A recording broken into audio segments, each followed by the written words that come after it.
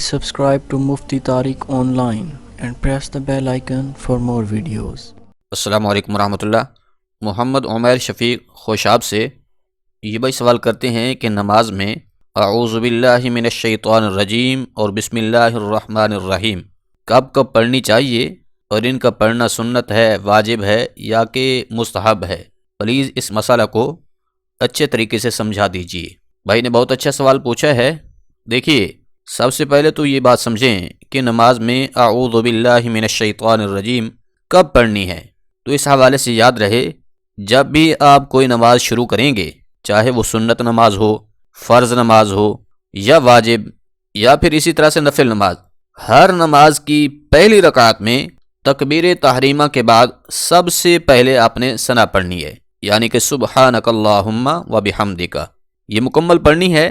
ثنا پڑھ لینے کے بعد پھر اعوذ باللہ من الشیطان الرجیم پڑھنا ہے، اس کے بعد بسم اللہ الرحمن الرحیم پڑھ کر سورۃ فاتحہ کی تلاوت کرنی ہے۔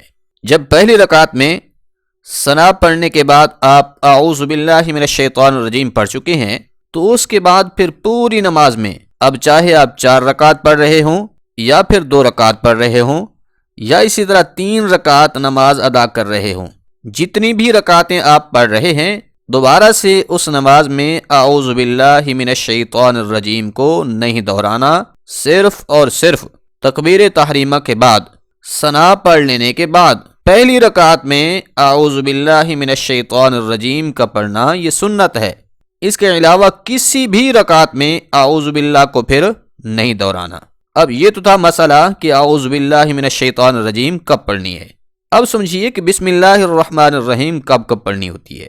تو بسم اللہ کے حوالے سے بھی یاد رکھ لیجئے، جب بھی آپ سورۃ فاتحہ شروع کریں تو سورۃ فاتحہ کے شروع کرنے سے پہلے بسم اللہ کا پڑھنا یہ سنت ہے۔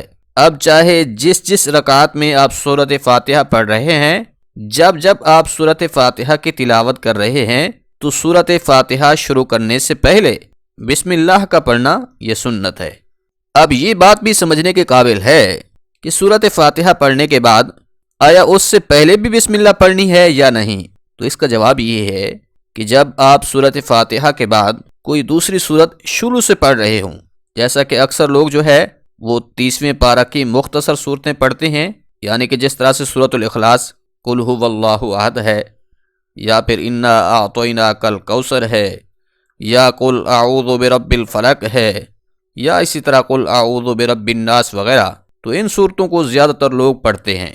اب اگر آپ کوئی سورت شروع سے پڑھ رہے ہیں، مثال کے طور پر قل هو اللہ احد ہی لے لیں، تو پھر اس وقت سورۃ فاتحہ کے بعد دوسری سورت کے شروع کرنے سے پہلے بسم اللہ کا پڑھنا یہ مستحب ہے۔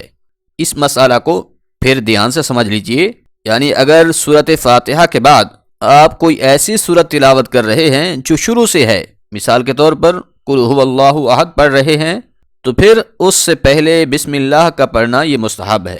اب یہ بات بھی سمجھنا انتہائی ضروری ہے کہ نماز میں سنت اور مستحب کا کیا عمل ہے، کیا کردار ہے۔ اگر سنت اور مستحب نماز میں رہ جائیں تو اس سے نماز میں کوئی فرق پڑتا ہے یا نہیں؟ تو اس کا جواب یہ ہے کہ اگر آپ سنت اور مستحب کو بھی ادا کر لیتے ہیں تو اس سے آپ کی نماز کا ثواب بڑھ جائے گا، آپ کی نماز کو 4 چاند لگ جائیں گے، اس سے آپ کی نماز میں نورانیت بڑھ جائے گی۔ یعنی اگر آپ سنت اور مستحب فعل پر عمل کریں گے تو آپ کو زیادہ ثواب ملے گا۔ اگر بالفرض آپ ان کا پڑھنا بھول جائیں، ان کو بھولے سے چھوڑ دیں، یعنی سورۃ فاتحہ سے پہلے بسم اللہ پڑھنا بھول جائیں، تو اس سے آپ پر سجدہ سہو واجب نہیں آئے گا۔ کیوں؟ اس لیے کہ اگر سنت رہ جائے تو اس سے سجدہ سہو واجب نہیں ہوتا، بلکہ اس وقت بغیر سجدہ سہو کے بھی نماز درست ادا ہو جاتی ہے۔ ہاں، اگر واجب بھول کر چھوٹ جائے تو پھر اس وقت سجدہ سہو کا ادا کرنا یہ ضروری ہوتا ہے۔ اگر آپ کا نماز میں کوئی واجب رہ گیا ہے، آپ نے سجدہ سہو بھی نہیں کیا، تو اس سے پھر آپ کی نماز نہیں ہوگی۔ لیکن اگر کوئی سنت یا مستحب عمل رہ جاتا ہے تو پھر اس سے نماز ادا ہو جاتی ہے۔ لہذا خلاصہ گفتگو یہ ہے کہ پہلی رکعت میں ثنا پڑھنے کے بعد اعوذ باللہ پڑھیں گے، اس کے بعد پھر کسی بھی رکعت میں دوبارہ کہیں پر بھی اعوذ باللہ نہیں پڑھنی۔ رہی بات بسم اللہ کی، تو جب بھی آپ سورۃ فاتحہ پڑھیں گے، سورۃ فاتحہ کے شروع کرنے سے پہلے بسم اللہ کا پڑھنا یہ سنت ہے۔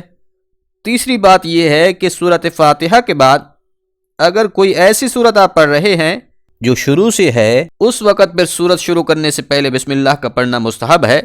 امید ہے بات سمجھ آ گئی ہوگی۔ اللہ کریم عمل کرنے کی توفیق بخشے، آمین۔